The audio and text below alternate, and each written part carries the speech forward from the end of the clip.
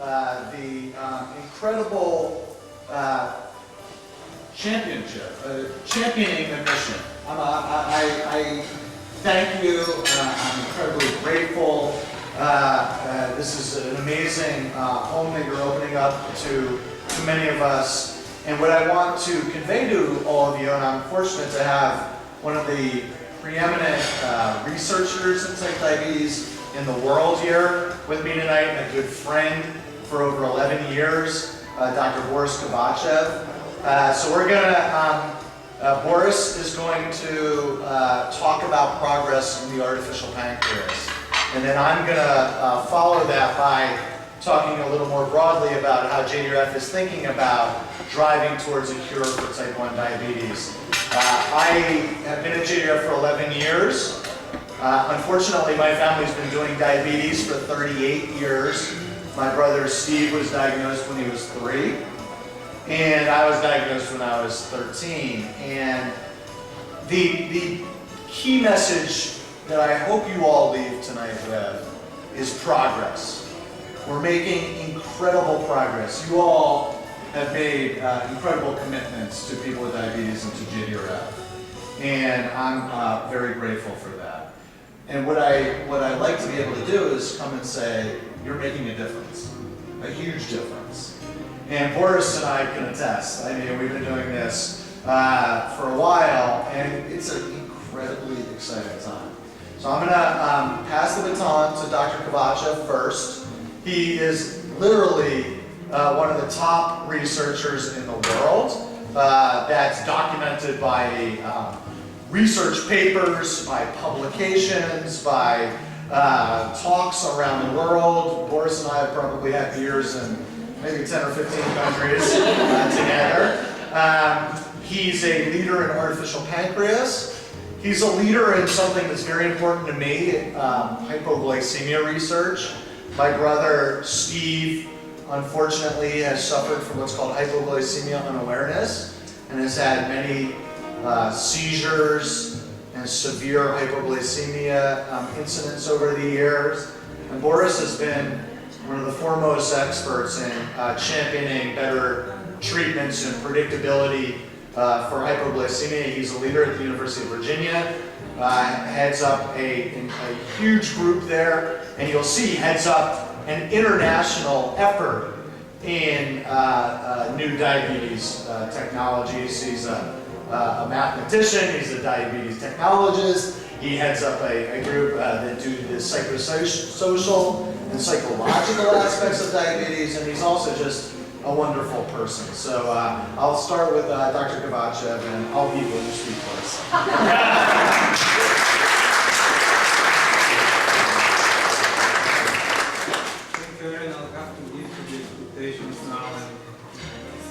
Now and cover the material at the level Erin described it. But first let me thank you the host for opening their wonderful house for this gathering, and I hope will not disappoint now and in the near future. So there is a projector up there which is supposed to project some slides here, so I can how it works. So that picture over there in the corner is of the first smartphone running artificial pancreas algorithms. It's called DIAS, or short from Diabetes Assistant, and it was introduced in 2011. So I'll tell you this story.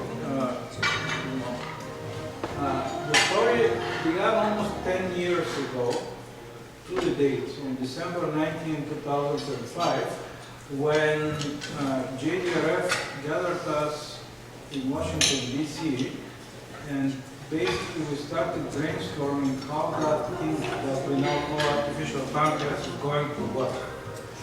And there was a very prominent person in the audience at that time who had a thought, and he told us it cannot work just together. So that was a goal, and we started at that time moving on to do various things. And the first breakthrough we did was back in 2008, and that breakthrough was to replace or eliminate any animal trials from that field. The traditional medical research goes like that. We have new technology or new drug, we test it on animals first. The candidates for diabetes research, dogs and pigs. Lab dogs, I never had a pig, and as a result, I did not experiment with either of these species. So I decided that we'll do it the engineering way. We're going to do it in computer simulation, and we're going to replace animal trials with computer simulation model of the human metabolic system in type 1 diabetes. To everybody's surprise, in 2008, FDA said okay. And since then, there are no animal trials in the field, and we have 300 patients that live in a big black computer, and we can run whatever experiment we want with them. We don't have to ask FDA, we don't have to ask anybody, and we can run about 20,000 hours of testing for various algorithms in under a minute. So that was the first thing. And moving on, that made a lot of dogs happy. And also opened the field for a number of trials that happened first in the hospital. And that ended up with the JDRF multi-center trial of artificial pancreas in the hospital setting, which was completed in 2009. It ran in several countries, from Israel to Europe to California. And it showed that this thing, artificial pancreas, is possible. And then it had to get out of the hospital, which means it had to get portable. So we introduced in 2011 that particular platform. And I'll tell you more about that in a second. So moving on. The system 7 years ago, the so-called artificial pancreas looked like that. There was a laptop computer, there was a lot of wires, there was sensors on one side, pumps on the other, USB cables everywhere, and that's how it worked. So that was closing the loop through a control algorithm, which was running on that laptop, and we were testing this thing. And after a lot of testing, we decided that we can go out, and we introduced that portable system. So it uses a normal Android phone. It was introduced in 2011. It has medical-grade Android operating system, which we developed at that time to make it suitable for medical applications. We deposited it at FDA, and it's still there. And it runs everything. It runs all the algorithms, communication with the pump, with the sensor.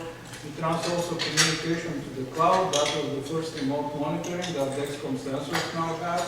We can watch people from everywhere, no matter where they are in real time. And that's not a joke. I know. I love it. Yeah. So it was tested in a number of clinical trials, and most recently, like a year ago, it was licensed by a startup company in town, which now is running for it to make it commercial. Company is called Type 0 Technologies. So the first trials at home, for me, the most interesting element, or one of the most interesting early elements, happened on January 1 this year, 9 a.m. I woke up. I opened the remote monitoring screen at home, and I saw that there were 7 people who spent New Year's night on closed loop control. That was the first New Year's night ever spent on closed loop control. I took a snapshot. It's 9 o'clock and 1 second over there. So I tried to hit 9. You see that this is after New Year's Eve. Each one of these little squares is one person. The traffic lights on both sides. The left light is indication of hypoglycemia. If it's green, they're okay. If it's yellow, the system is working to mitigate hypoglycemia. If it's red, you better eat something. On the right side, the hyper light has the same meaning. If it's green, everything's okay. If it's yellow, insulin is delivered at a higher rate to mitigate high blood sugar, and if it's red, there is basically complication. That's what it means. So you see that all these guys woke up essentially under 150. And some of them were in California, which means just 6 years after midnight, 6 hours after midnight. For me, it was 9. And they're all flat, they're generally in the green, nobody's in the red, and that was kind of really nice to see that despite the New Year's Eve party, we managed to keep that control in the morning. So, next slide. That was a result of a number of trials. You see here the list of the trials. I'm not going to walk you through it. I'm just going to tell you that in 2011, when we introduced dryers, we showed it first to Eric. And that was in San Diego at FDA in June. And we showed him in a little nice restaurant there. We showed him the phone and he told Erin, this is what's going to happen. Nobody knew about that. Immediately the experts came around and said, that's not going to work, that's not going to have the processing power, the battery life and so forth. So there were a number of objections to it, and we just told them we heard that before, so we've not paid attention anymore. And this ran all this number of trials, in particular 3 consecutive JDRF studies which were designed to bring that to the edge of a commercial grade trial, to the edge of the pivotal trial. This is a label JDRF 1, 2, and 3. JDRF 3 just ended last week. The last person in Italy finished that study. It was a multi-center trial done in Italy and France and in several US centers in Stanford and UC Santa Barbara at UVA. And that study was 6 months, people living on that system at home. And they did just fine, and they didn't want to give the system back. And we eliminated hypoglycemia completely, almost completely, particularly overnight. And what we learned, I'll tell you in a second, but we know now that from dinner to wake up, we can control a person almost perfectly, and during the day, there is some work to be done. So, next slide. This is the map that Erin was talking about. All these centers run with our technology now. There are 14 around the world. Over 400 people tried that system and worked on it for different periods of time, from a week to 6 months now.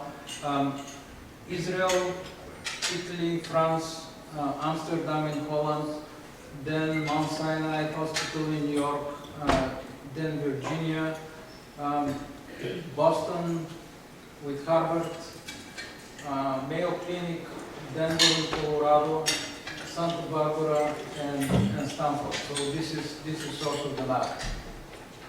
The support for these studies came first from JDRF, and the red circles all JDRF supported. NIH as well, the Healthy Charitable Trust, and the Europeans came around in 2011 and started on EU funding their own AP Home project, which ended up running with our technology. So, next please. So, I'll give you just one chart by the numbers to tell you how we did in all these 180,000 hours of use to date, which is 20 years in different people. So this is, top chart is the time in target range, as they call it, between 70 and 180 overall. On close voltage orange bar, on normal, not even normal, it's state-of-the-art sensor augmented pump therapy, as they call it. These people all had sensor and pump, and that was the best they can do, 66 versus 73%. The difference is most dramatic overnight. We got 82% in target versus 67 on state-of-the-art therapy. And the next chart is hypoglycemia. So if you can move it one more, you can see that the time in hypoglycemia was reduced fourfold. And hypoglycemia is virtually eliminated overnight. There are some mild brushes with 70, but that's about it. There is really no question about that. So we think we covered that to a large extent, and next slide, I'll quickly tell you what we learned. We learned that safety should come first, and we designed a dedicated safety system that has the primary target of preventing hypoglycemia.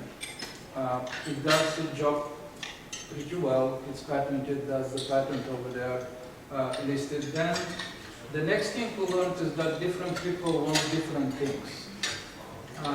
So that's not a surprise, but in terms of technology, it leads to a certain architecture of the system that is modular. It has different modules. So people can build their own preference, like a level blocks. I want safety, and then I want post-meal correction, but I don't want meal insulin, that kind of thing. And we run with this modular architecture, giving people the choice to do whatever they want and to assemble their system. It's not once and forever, they can change it daily. And there were really strange reactions. I know some of those who wanted to run on overnight mode of treatment all day long, for example. So it pays off. Then the cloud connection is not necessary, of course, because everything is running on the phone, but it can be very useful for parents and for everybody else who wants to get involved with permissions. You can get there, watch it all the time. So that's very useful. It's also very useful for future use, because when the data is transmitted into the cloud, if there is a database there which is totally unexplored now, that database would get 5-minute points from each person, and even if it does not make a relationship to the person, even if it's de-identified, it's a wealth of data for data mining, pattern recognition, things like that, which can help with treatment back to people. Because if we detect this pattern now, it happened to someone else already, so we just need to map it to the database and find out when this happened before. So it's not just a toy for remote monitoring, it can have huge future, and it's totally not taken at this time. The last thing that we learned is whenever possible we can use consumer electronics, meaning that the traditional wisdom there is that all of these control algorithms will be running on an incident pump. It's still there, it's still an option, we really don't mind that. There is a version that can run on an incident pump. My personal conviction is that this would be a slower process, because the pump, charged with nice user interface, with a lot of algorithms that are complicated, and perhaps with a cloud connection will get well beyond its current comfort zone. So you have to export some of these functions, particularly those that are more intense computationally, to a nearby device. And the nearby device that has all the power we need is your smartphone. And we went to FDA back in February because the traditional belief was, yeah, FDA will never allow us to do that. And they said, sure. And they have it in writing. And this is a quote from that writing. They did agree that a smartphone can run apps that are closed to control, that the security of this app can be strictly software defined. You don't need to be in control of the hardware of the phone in any way. And that there are various methods that we're discussing with various companies, including BlackBerry and Google, how to exactly make that happen so the phone is not locked as the current one that we have, which is completely locked and does not get any apps on it, but has a compartment that is locked and everything else is for normal use. So this is going for now. And next slide. These are the two studies that are running on now. One, we call it Project Nightlight, and I'll go in detail just a bit. And the other is coming up, and we hope that this would be the pivotal trial in this field, recruiting a lot of people. Both of these will run software that is commercial grade and is developed in the last year by this company that we started a year ago. So when I say commercial grade, it's developed under QMS, which stands for Quality Management System. So it's sort of FDA grade software that can be used later for commercialization for whoever wants to take on that step. That will not be the University of Virginia. That's why we started these guys, and they're talking to various people and companies and to name it to move that on. So Project Nightlight is trying to decide or aiming to decide whether what's the difference between closed loop that's running from dinner to the morning and closed loop that's running 24/7. Because in our studies we found a lot of people who said, I want to be in control during the day, I want to do my own thing, but I want that to close overnight, let me sleep, wake up at 1:20 and I'll be fine. And we want to gauge with that trial, what's the difference? Is there a difference? My guess is that probably 80 to 90% of the entire benefit of a system like that will be covered by that overnight period. Start before dinner, wake up, go do whatever. So that's what we're trying to do. It will be 84 people, it's starting now, and each of them will spend in the study 11 months. Half and half on overnight versus full-time. And they will tell us after that, what do you like better? How did it change your behavior? What's your preference? Mostly psychological outcomes and some outcomes like A1C, of course, and others, but there are outcomes mostly of people's opinion, how they think it's going to go. And my guess is that we'll end up with both. Some people will have preference for 24/7. Some people will have preference for night only, and that's fine, because the difference between the two is one module in our modular system turned on during the day. That's it. It's a flip of a switch, and there is no other difference in the system. But we are going to do this study anyway. So what we hope to do in the very near future beginning January 1, theoretically, if NIH says so, is a very large clinical trial of this technology. The centers that are already enlisted and ready to go include Italy, France, Holland, New York City, Mayo Clinic, Harvard, Virginia, Stanford, and Denver. So we have 9 sites. It will be coordinated by a famous group in Florida called the JDRF Center. They're part of the line, so they're going to coordinate the study, and we are going to have 240 people for 6 months each, and that should put this on the map. If this doesn't do it, then we don't know what. But after that trial, it should be ready. It should be taken by industry. So moving on, the industry that we were able to start is this little company that's called Type Zero, and it has now 2 types of software. One is to be embedded in a pump. They're talking with pump companies to give it to them to embed it there, and the other is an app running on a smartphone. So either way, it's fine. We'll just provide that software. And in conclusion, what we know for sure is that overnight we can have nearly perfect control. So this picture here that you have is 2 clouds, one red and one blue, and this is the traces of many people, continuous monitoring traces of many people, overnight from 10 p.m. to 7 a.m. The red cloud that you see is much more dispersed and large, and the mean is up there, is what people were able to do on their own. The blue cloud is what this system can do. you see how it takes control over after dinner, and then it narrows it almost to nothing, waking up at 1:20 in the morning. The target was 1:20, the algorithm is programmed to aim at 1:20, we ended up with 1:18 and a half. So we're pretty close. Yeah. So we need to adjust it a bit. So we know that this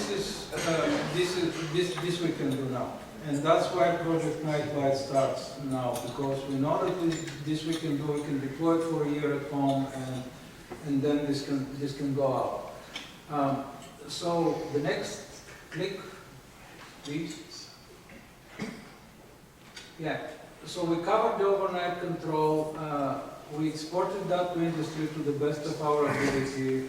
We started the company spin-off from UVA, and we are hoping to begin a pivotal trial soon. So for all practical purposes, the first phase of this project is done, and it can go out. There are other phases that include multi-signal control, including various signals. We just discussed heart rate signal, which will help with control during the day and around physical activity and around exercise. And multi-hormone control that includes amylin and other GLP type of drugs. Both of these projects have started this summer and are moving on. So that will be the next generation that has multiple signals and multiple control hormones. But the first generation is out, and we hope to see it out there soon. So my final conclusion here is thank you. Thank you for your support. Special thanks to JDRF and also to NIH, to Tomsky, to European AP at Home project, and everybody who joined. We have a very large network of people who are experienced around the world and ready to take on the next challenge. So we're moving on. Thank you.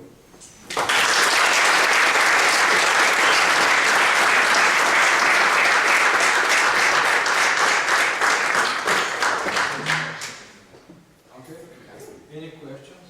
We'll take them at the end, I think. Okay. All right. So I'm gonna step in for a few minutes, and that's amazing. And one of the things, again, so I'm just reiterate, I'm a scientist at JDRF. I work in our New York City office, and I've worked for many years with Boris. And one of the things that I'm gonna summarize and just talk a little bit about how JDRF, the portfolio of things we're funding, artificial pancreas and beyond.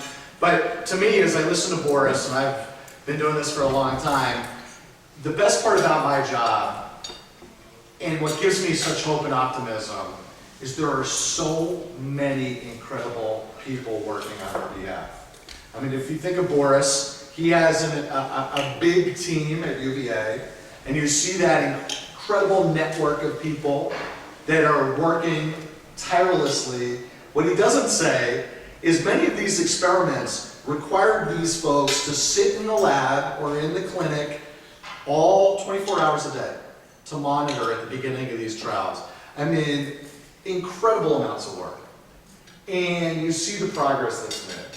And for me, I take off my scientist hat, and as my family affected by this disease, it gives me a lot of hope and optimism. So I'm gonna be quick here, because I think the value of a small group like this is to have questions and discussion. A couple of other things. You know, when I've worn one of these systems for a week at home, and what Boris has said, it really hits it on the nail on the head. My days were much smoother. They're not normalized. They still require, for the most part, bolusing at mealtime. So I would bolus at mealtime, and if you don't bolus at mealtime, you'll still do better. If you have a kid who goes to school and doesn't want to take their pump out of their pocket, it will help, because essentially these systems are pulling you back into that target range that Boris shows here. You see how that system, the blue, was so much tighter than the pink. And overnight, my blood sugar was just normalized. I mean, it was absolutely unbelievable. So not only do you have that fear and the worry of going to bed and getting low, you start out the day on the right foot. So that's pretty amazing stuff. Where we see this at JDRF is we see a variety of folks competing to get to those systems on the market. And that's where we're really focused these days. You see that Boris, we funded a lot of the original work here, and now NIH is taking the baton for a lot of these studies. Where we're mostly focused is on the commercialization side of things. So Type 0 has a program trying to commercialize this work.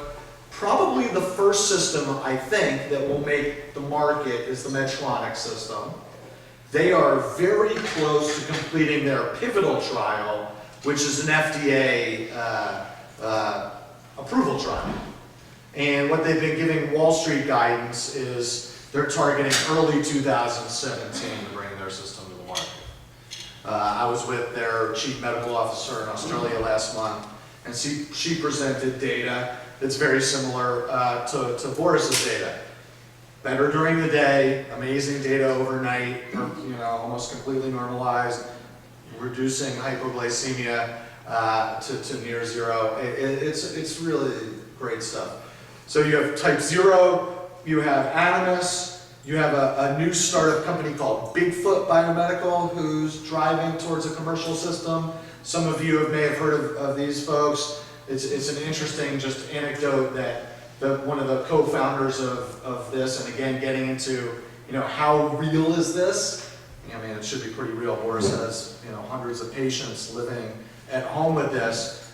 The co-founder, his wife and son have been on an artificial pancreas that he hacked together. I wouldn't recommend you do this at home.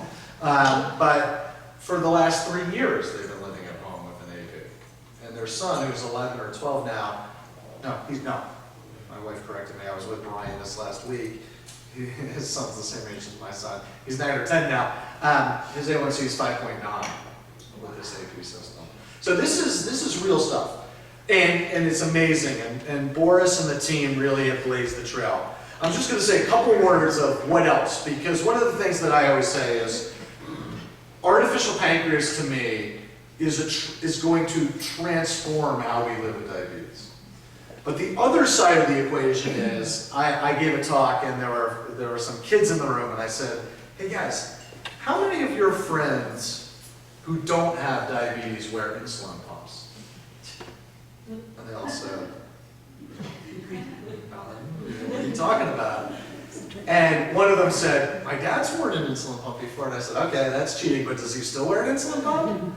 He doesn't have diabetes. He's like, no. And the point being, artificial pancreas is going to be transformative. And when one of the concerns that people have, I think it's evolved, but it certainly comes up, is has JDRF given up on the ultimate goal, which is walking away at some point?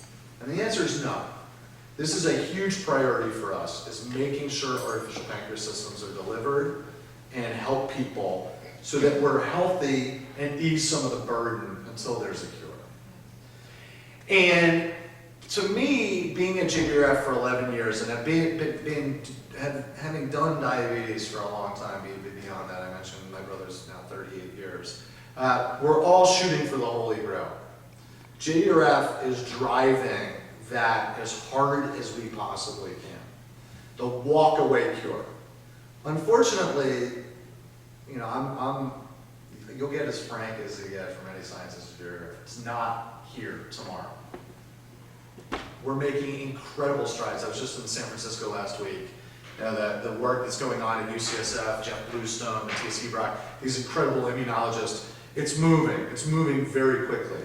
And so we haven't given up on the walk away. What is moving, we have artificial pancreas. The two other areas that I'm excited about, glucose responsive insulin. It generates a lot of interest in the community. JDRF funded a small company that spun out of MIT. It was acquired by Merck about 4 years ago. Merck moved it in these smart insulin, at least the first prototype smart insulin, into human clinical trials last year.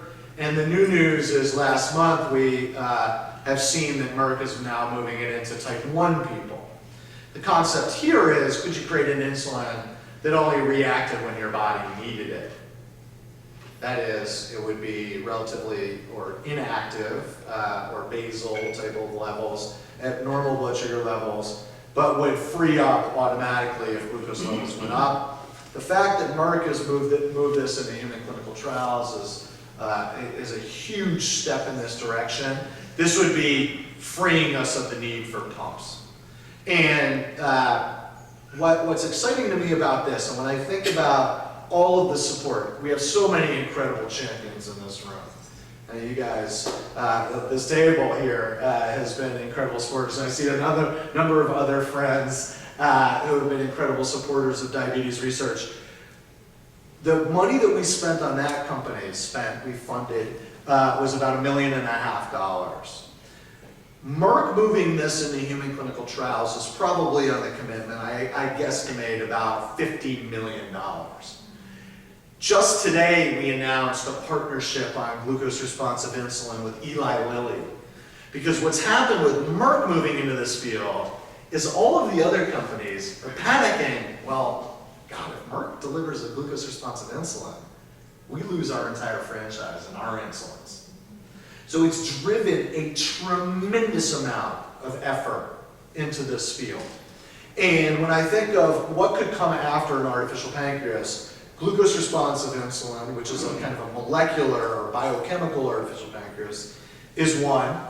Massive leverage in our funding. So when you think about supporting JDRF and, are we frugal and thoughtful with your money, I think this is an example of it being very leveraged and doing a good job. Because Merck maybe is leveraged us of maybe 25 to 50x. Now with these other companies, you're going to have Sanofi, Lilly, and Novo investing massive amounts of money into this space. It actually addresses a concern that everybody always brings up. I had somebody incredibly aggressively at one of my talks in New Jersey saying, you guys don't know what you're doing, these companies don't want a cure. And this is a good example of how that's actually wrong. And I kind of glibly said to him before I got into the detailed explanation, when was the last time that you or your wife, this sounds a little risque, but I'll go with that, had a hot date where you picked up a bottle of wine and a Blockbuster video and just spent the night at home? And they said, well, you can't pick up a video of Blockbuster. There aren't Blockbuster videos anymore. I said, when was the last time, I was in San Francisco and I used this, they drove up to Marin and, on the hillside there and took a picture of the Golden Gate with Kodak or Fujifilm. And the point is, if you do not innovate, you go out of business. And these companies are all looking for what's next. Just like we have a team of scientists at JDRF, artificial pancreas, what Boris and these guys have done has driven the entire field. There's massive investment now. Because Medtronic, every company knows that Medtronic is in a FDA trial. So they are going to deliver a system to the market. And what that means is if you have an Animas pump, or if you have Tandem, or Insulet, or Roche, that you're going to have an open loop system, and your friend is going to have a system that drives them to 120 every morning. So which are you going to buy?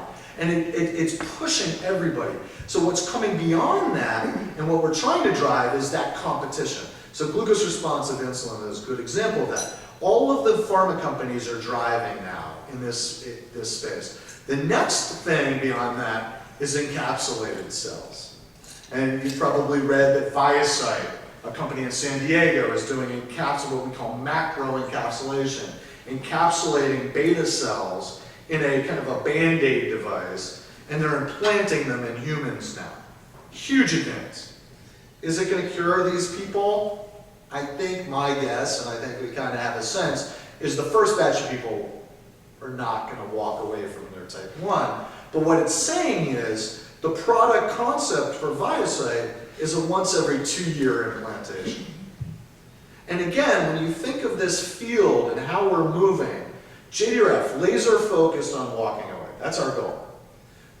In the nearest term, we're going to have AP systems that eliminate some of the burden and drive better glucose control. Beyond that, we're going to have, I think, a once every 2-year implantation or a once a day injection of insulin where you have minimal or no risk for hypo. Not a cure, but a huge step forward. It's not the holy grail, but we're moving. And I think that once every 2 years, it's getting pretty darn close, at least for me. I can't speak for your family, but for my family, that's pretty close. And now what we're seeing is ViaCyte in human clinical trials. Another company called Beta Logics getting very close. Another Israeli company called Beta O2 in human trials. Doug Melton at Harvard, who's a famous biologist who has 2 children with type 1, just formed a company. Each one of the big, the companies that some people are worried about curing the disease are invested in these companies. Because again, as one of these companies is going to do this, it's not a matter of if, it's really just a matter of when. So who does it first is going to obsolete this other stuff. So when you're worried about a cure, it's going to happen. And these are 2 good examples of what I'm excited about coming down the pike. The immunology, the beta cell biology, I won't get into the details, people can ask questions, I'm happy to answer them. It's going to take more time. Amazing research. You may have seen just today, who's the guy from Napster? Sean Parker just donated $10 million to UCSF, to Jeff Bluestone, one of our most preeminent diabetes immunologists, focused on type 1 diabetes immunology. He has some crazy severe nut allergy. My sister has a crazy severe nut allergy. And Jeff, one of the things that often comes up is, my family has diabetes and celiac, or diabetes and RA, rheumatoid arthritis, and diabetes and some other immunological misbalance. And Jeff is a world's expert at taking it beyond type 1 and above. Why does this balance go out of whack? And could we really retilt the balance to fix this problem? And that would cascade to multiple diseases. I think that's going to take longer, but it shows that there are incredible people working on this, an incredible investment. The last final thing that I'll say, because I know that we have a few families here who have multiple people affected, and my family is one of those families, is prevention. The last little bit before we take questions. JDRF is very focused on prevention. If you have a person with type 1 in your family, the other family members, including the parents, depending on where your ethnic origins are, can be between 10 and 100-fold X over background risk. One of my really close JDRF friends, who's been a tremendous champion for over 25 years, we run together. His son was diagnosed as a young child, who's now a successful adult, who's doing great. He was just diagnosed, my friend, at 62 with type 1. So, and I know we have other folks who are diagnosed as adults, and this happens at all ages. I was just on the phone with Robert Levine, Mary Tyler Moore's husband, yesterday, and she was diagnosed in her early 30s. This disease is genetic.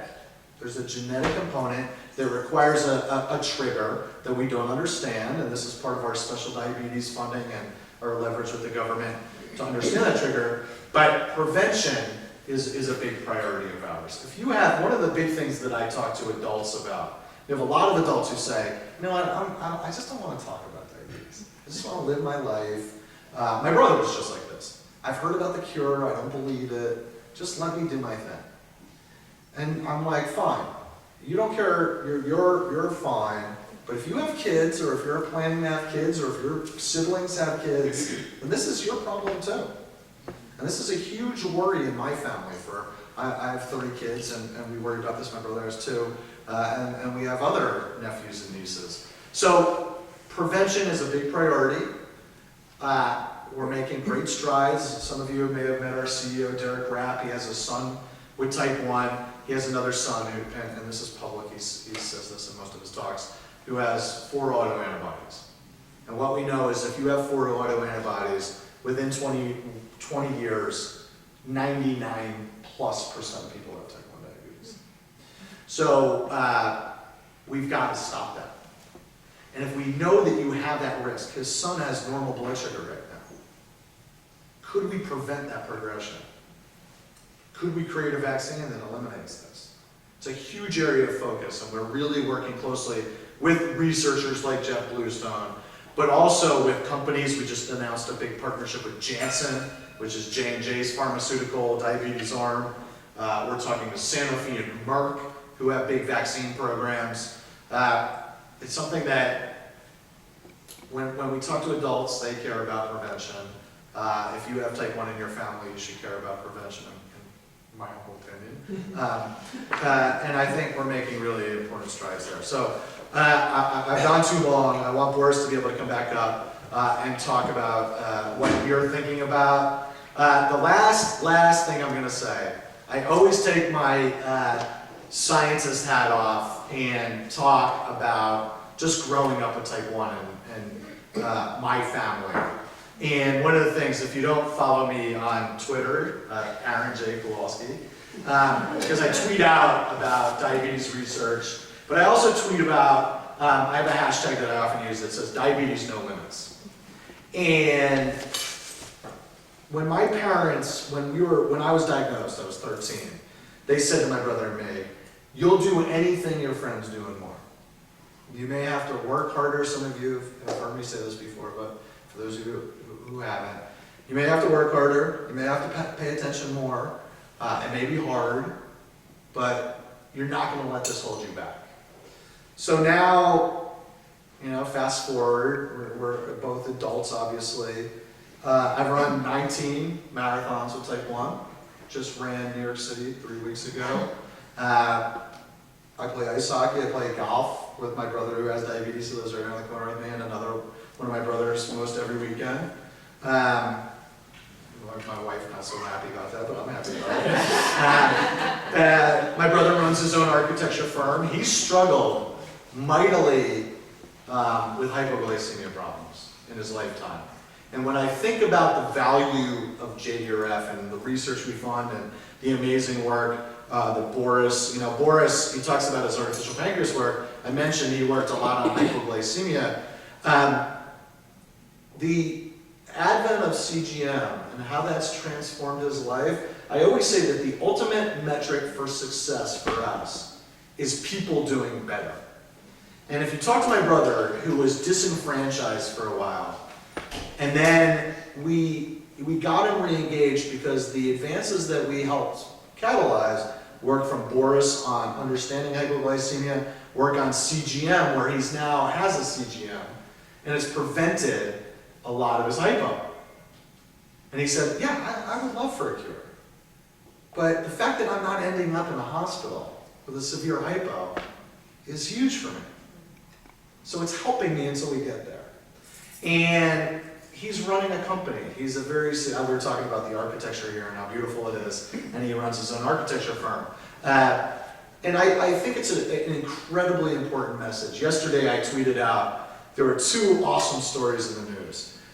ESPN did a story on Max Domi, the top first-year NHL player this year. Won the MVP of the Junior World Cup last year. Wears an insulin pump in his hockey pants in the NHL. And then there was another story of a University of Michigan grad student who just won the Indianapolis Marathon. So I'm a marathon runner and I love running. 2:41 marathon and qualified for the U.S. Women's Olympic qualifier, type 1. Won the Division III cross-country championship as a senior. So diabetes no limits. You all are making this possible.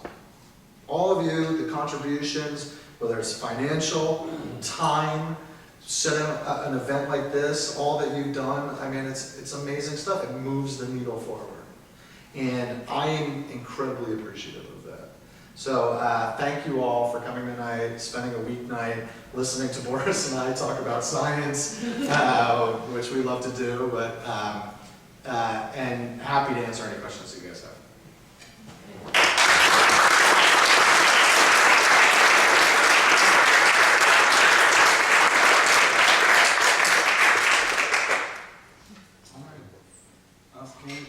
I know people, it always just takes one question. Instead, you have to know what's the age range for the enrollment? 14 and up. 14. It varies depending on site to site, so there are sites, Medtronic's pivotal trial, I think, is 14 and up. There are some of these sites that are going down to very young ages. What's the youngest, maybe 3? Well, we just finished a study in Italy that was 5 to 8 years old. And that was 40 kids from several Italian cities gathered near Torino, and basically they stayed on that system for a week. In 2 months, January 10, we are going to have a ski camp for kids with diabetes. Sean Busby, the snowboard guy who is with type 1, is going to be there, and we're doing 2 of these ski camps. First starts low in West Virginia, and then in Breckenridge in Colorado. So whoever is skiing can Ski on a closed loop, that's pretty good opportunity. Danny Chernowski, who is in charge of this study. So any age should be open, but this particular trial is 14 and up. I mean, if I were to generalize some of the challenges, especially in the younger kids, is you see variability, particularly in eating, especially as you go younger. You don't know what the kids are going to eat, depending on the carb load of the meals. You know, one of the challenges, and Boris can talk way better than I can, but just to take it to a high level, in the daytime is the meal challenges. And if you go, we were coming over here and there was an In-N-Out burger on the way. So if I were to go home tonight and eat, you know, a double hamburger, fries, and milkshake meal, that's going to really challenge the system. And if I were to do that first thing in the morning, especially when I have low insulin on board, insulin resistant, you challenge, these meals challenge, and kids tend to swing faster up and down than adults do. So that's where, I don't think the physiology is much different, it's really these swings and the controllers, it's a little more challenging problem. Yeah, the problem is that available insulin now is too slow to catch up with this one. That's the problem during the day. That's why overnight control is near perfect, because there is time. The swings are not that rapid. There is time for that insulin to act properly. During the day, it's too fast. The challenges are too fast for the current insulin to react. Not to harp on this problem, but Boris and I and some of the other investigators and I have debated this